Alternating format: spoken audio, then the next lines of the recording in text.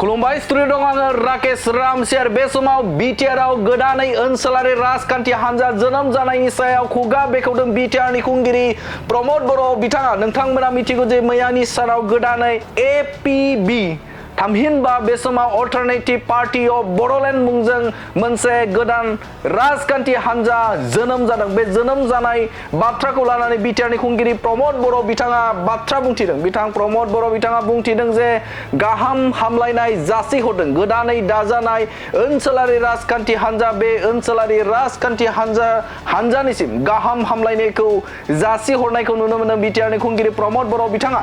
आरो बेनि अनगायैबो बिथाङा बुंथिदों जे खायसे ओरैबायदि राजखान्थि हान्जा जोनोम जायो बे जोनोम जानानै थाबनोबो गोमोरलाङोबो होननानै बाथ्रा बुंथिदों बिटिआरनि खुंगिरि प्रमद बर' बिथाङा। आं बिथांमोननो गाहाम हामलायनाय बावदों।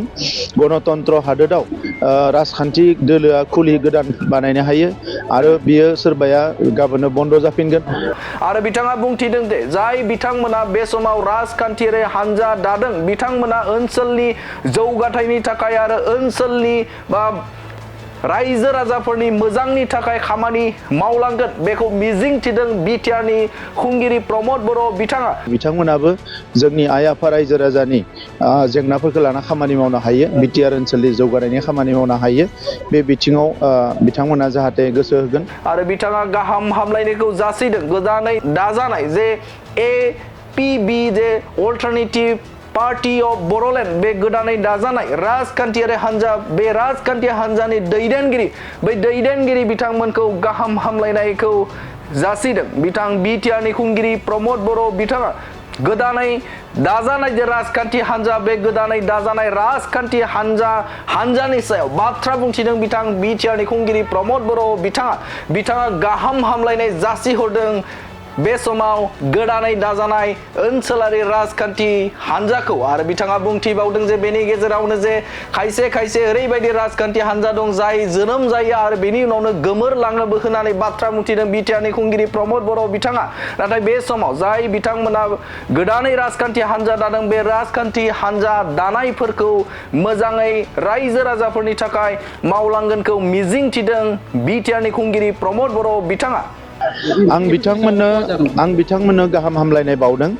गणतन्त्र हादोराव राजखान्थि दोलोआ खुलि गोदान बानायनो हायो आरो बियो सोरबाया गाबोननो बन्द जाफिनगोन। दा बे जायफ्रा गोदान दोलो बेयाव हान्जा मोनसे गोदानै स्टार्ट खालामदों दादों बिथांमोना। दा आङो आंनि फारसेनिफ्राय गाहाम हामलायनाय बावहरदों जाहाथे बिथांमोनाबो जोंनि आइ आफा रायजो राजानि जेंनाफोरखौ लाना खामानि मावनो हायो, बिटिआर ओनसोलनि जौगानायनि खामानि मावनो हायो।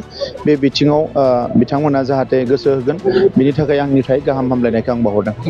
आं बिथांमोननो गाहाम हामलायनाय बावदों। गणतन्त्र हादोराव राजखान्थि दोलोआ खुलि गोदान बानायनो हायो आरो बियो सोरबाया गाबोननो बन्द जाफिनगोन। दा बे जायफ्रा गोदान दोलो बेयाव हान्जा मोनसे गोदानै स्टार्ट खालामदों दादों बिथांमोना। दा आङो आंनि फारसेनिफ्राय गाहाम हामलायनाय बावहरदों जाहाथे बिथांमोनाबो जोंनि आइ आफा रायजो राजानि जेंनाफोरखौ लाना खामानि मावनो हायो, बिटिआर ओनसोलनि जौगानायनि खामानि मावनो हायो। बे बिथिङाव बिथांमोना जाहाथे गोसो होगोन बिनि थाखाय आंनिफ्राय गाहाम हामलायनायखौ आं बावहरदों। आं बिथांमोननो गाहाम हामलायनाय बावदों। गणतन्त्र हादोराव राजखान्थि दोलोआ खुलि गोदान बानायनो हायो आरो बियो सोरबाया गाबोननो बन्द जाफिनगोन। दा बे जायफ्रा गोदान दोलो बेयाव हान्जा मोनसे गोदानै स्टार्ट खालामदों दादों बिथांमोना। दा आङो आंनि फारसेनिफ्राय गाहाम हामलायनाय बावहरदों जाहाथे बिथांमोनाबो जोंनि आइ आफा रायजो राजानि जेंनाफोरखौ लाना खामानि मावनो हायो, बिटिआर ओनसोलनि जौगानायनि खामानि मावनो हायो। बे बिथिङाव बिथांमोना जाहाथे गोसो होगोन बिनि थाखाय आंनिफ्राय गाहाम हामलायनायखौ आं बावहरदों।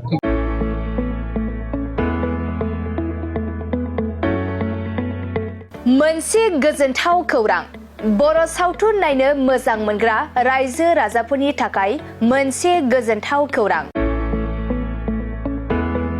खम बेसेननि गेजेरजोंनो नोंथाङा नायनो हागोन बर'नि गासै गोजाम गोदान सावथुनफोरखौ।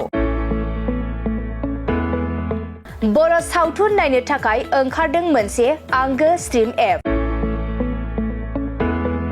बे आंगो स्ट्रिम एपखौ नोंथाङा नोंथांनि मबाइलाव डाउनल'ड खालामनानै खम बेसेनावनो बर'नि गोजाम गोदान गासै सावथुनफोरखौनो नायनो हागोन। लोगोसे फैबाय थानाय समावबो बड' वेब सिरिज डकुमेन्ट्रिज बायदिफोरखौबो नोंथाङा बे आंगो स्ट्रिम एपनि गेजेरजोंनो नुनो मोनगोन। बेनि अनगायैबो बर' सावथुननि दिहुनगिरिफोराबो बे आंगो स्ट्रिम एपआव गाव गावनि सावथुनखौ आपल'ड होनो थाखाय खौरां लाहरनो हागोन। आरो जाय बिथांमोननि सावथुनफोरा इउटुबाव पाब्लिश जायाखै बिथांमोनाबो बे एपआव आपल'ड होनो थाखाय खौरां लाहरनो हागोन। बेनिखायनो बर' सावथुननि दिहुनगिरि बिथांमोनहा गाव गावनि सावथुनखौ बे आंगो स्ट्रिम एपआव आपल'ड होनो गोसो दंब्ला नैबे 7086320938 जानबुं नम्बराव खौरां लाहरनो हागोन।